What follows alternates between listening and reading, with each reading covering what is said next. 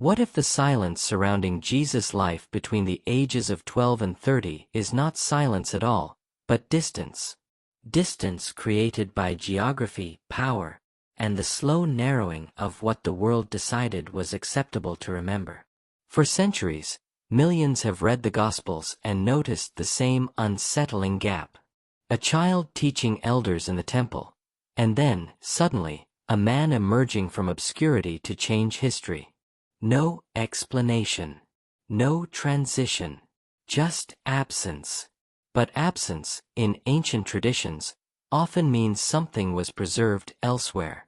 Long before Europe claimed authority over Christian memory, there was a land in Africa where faith took root early, deeply, and independently. Ethiopia did not inherit Christianity through conquest or empire. It received it, guarded it, and carried it forward largely untouched. And in doing so, it preserved a version of sacred tradition that still unsettles modern assumptions.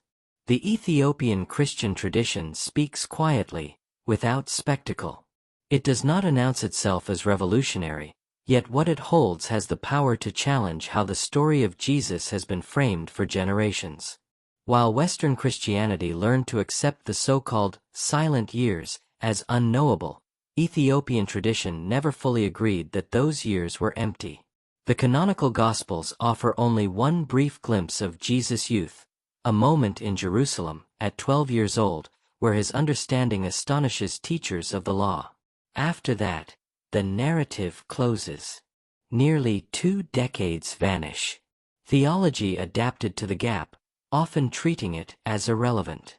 But early believers were not always comfortable with that void. Across the ancient world, communities preserved stories, teachings, and memories that filled in what official texts did not explain. In Ethiopia, these memories were not treated as curiosities. They were woven into a living spiritual culture. The Ethiopian biblical canon is broader than the Western one, containing dozens of additional texts that survived precisely because they were never subjected to Roman theological standardization. This matters because history is not only written by believers, but by institutions. When Christianity became aligned with imperial authority, clarity and control became priorities. Texts that raised complex theological questions or portrayed Jesus in ways that challenged later doctrine were slowly set aside. Stories of a young Jesus displaying wisdom, compassion, and unusual authority were not necessarily denied, but they were deemed unnecessary. In Ethiopia, far from the political center of the empire, those decisions carried little weight. The Ethiopian Church continued reading texts that others stopped copying. It preserved manuscripts in monasteries carved into mountains, guarded by generations of monks who saw preservation as a sacred duty. Some of these manuscripts, like the Garima Gospels, are among the oldest illuminated Christian texts known to exist. Their age is not legendary, it has been confirmed through modern analysis. What they represent is continuity without interruption. Language plays a role here that is often overlooked. The sacred texts of Ethiopia were preserved in Gu'ez, an ancient Semitic language closely related to Hebrew and Aramaic. This linguistic proximity creates a cultural closeness to the world Jesus lived in, closer in some ways than the Latin traditions that shaped Western theology. Words carry meaning beyond translation, and meaning shapes belief. Within this tradition exist narratives often referred to as infancy gospels and expanded teachings. These accounts do not focus on spectacle. They do not attempt to sensationalize Jesus' youth. Instead, they present a consistent portrait, a young man deeply aware of suffering, unusually wise, and quietly transformative. He is shown working alongside Joseph, engaging with ordinary people, offering comfort, and displaying insight that feels mature beyond his years. One recurring theme is compassion. Stories describe Jesus intervening in moments of pain not with grand displays, but with understanding. A grieving mother. An injured worker. A dispute settled not by authority, but by wisdom. Whether read as history or theology, these narratives suggest something important.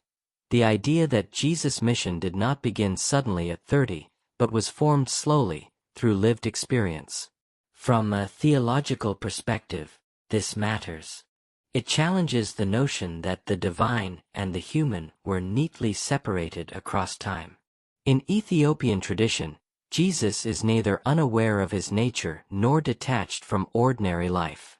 He learns, works, observes, and responds.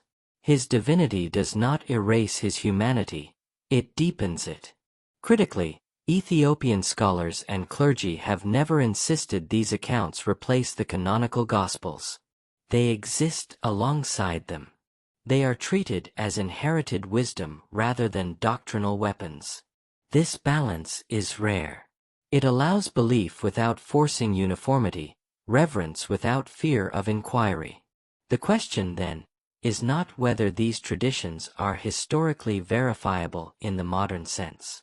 The more revealing question is why some traditions were preserved while others were forgotten. Geography, politics, and power shaped the Bible as much as faith did.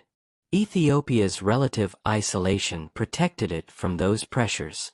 Western Christianity often tells its story as if it were the only one. Ethiopian Christianity quietly contradicts that assumption. It reminds us that faith existed beyond Rome, beyond Europe, beyond empire. It was African, Semitic, and deeply rooted long before colonial narratives tried to rewrite that history. For modern audiences, these traditions offer more than historical curiosity. They speak to something contemporary, the hunger for continuity, for meaning that develops rather than appears fully formed. A Jesus who grows, who works, who listens, resonates with a world tired of distant perfection. The so-called lost years may never be fully reconstructed. But perhaps they were never meant to be filled with certainty. Perhaps their purpose is to invite reflection rather than conclusion. Ethiopian tradition does not claim to close the gap. It simply refuses to believe the gap was empty. And that leaves us with a quiet but unsettling thought. If entire communities carried these stories for centuries, not in secret but in plain devotion, what else might exist just beyond the edges of what we were taught to consider complete? History rarely disappears.